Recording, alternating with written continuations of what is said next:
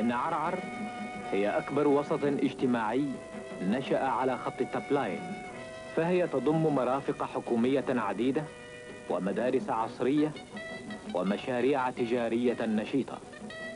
وما اضطراد نمو هذه البلدة إلا دليل واضح على ما تسديه البلديات من خدمات جليلة لتطوير النهضة العمرانية على أسس حديثة في المملكة العربية السعودية.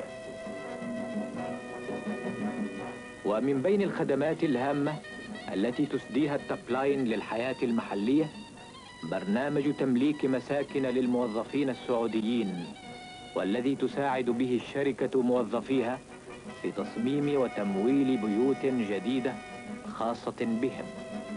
هذه البيوت النظيفة العصرية يتولى تشييدها مقاولون محليون مستقلون، ويمكن أن نرى مزيدا من هذه البيوت يشاد عاما بعد عام.